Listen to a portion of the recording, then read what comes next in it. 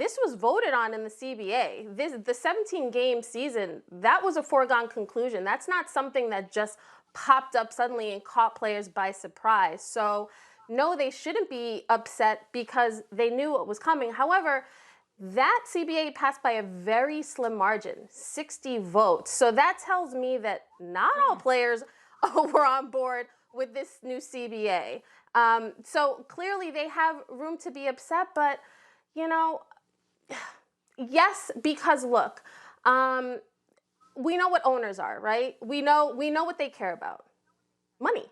And they believe that, you know, the more we have games, the more revenue that comes in, that's good for everybody.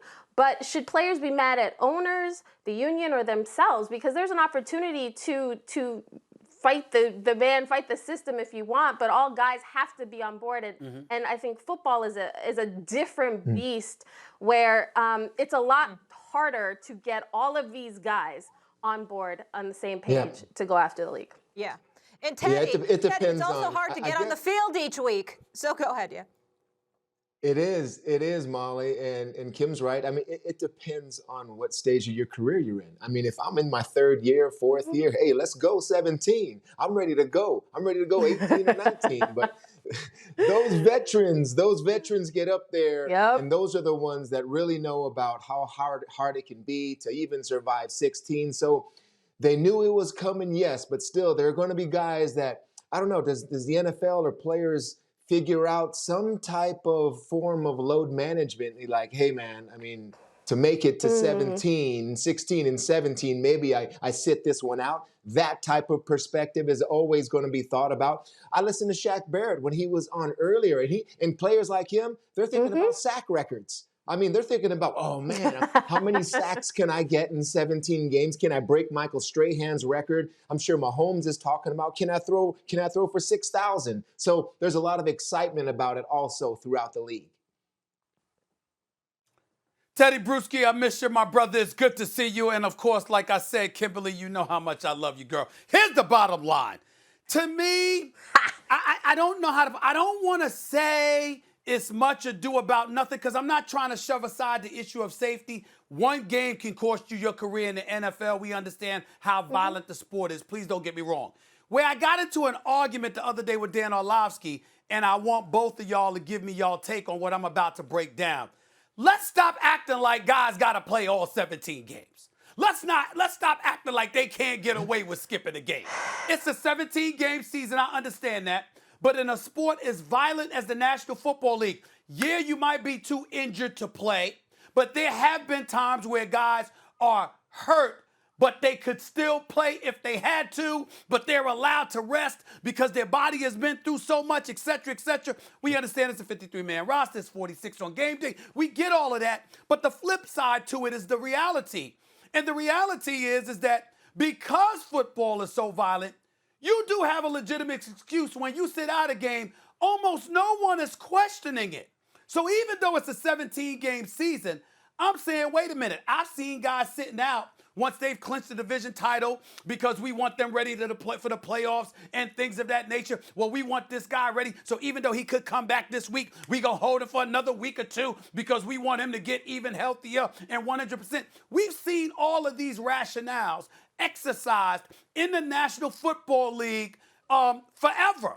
So considering that and the fact that there has been no changes to the schedule since 1978, so we're talking about a 43-year drought where there were no modifications whatsoever pertaining to schedules, I don't understand for the life of me why guys are acting like, oh, it's a 17-game season. That's pretty whack because I don't feel like playing 17 games when most dudes ain't playing the 16 games. What's the problem?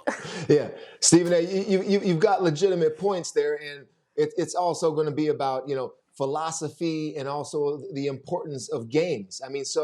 Will training staffs and coaching staffs sort of know now the extra length of the season, and instead of rushing a player back to play a game that's so critically important, know that maybe this one's not as important because we got more important ones down the road. Sure, that's also something to consider in terms of injury and how you rush players back. Also, how much of a gift and how much of a plus an advantage, almost an unfair advantage, to fight for that bye week.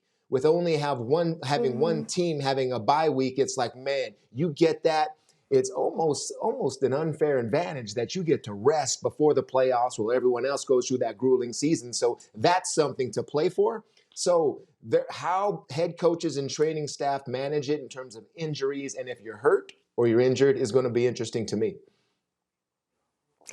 It's crazy to me as an NFL reporter that now, because Tedy brings up a great point, I'll probably be talking about load management as an NFL reporter. That's wild to me because we hear about it in the NBA all the time.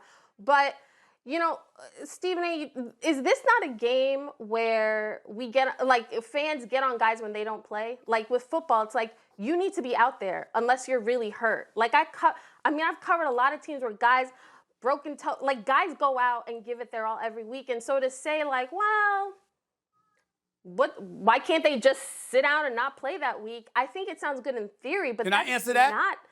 That's not football. That's not football. I mean, I never played the game, but after covering it, I mean, and there will be an 18th game at some point. We're going to get another game. Well, let me come back with this.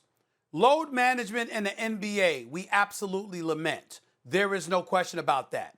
But when we talk about the National Football League, I don't see fans complaining about dudes that's not playing for a game or anything like that, considering how violent it is.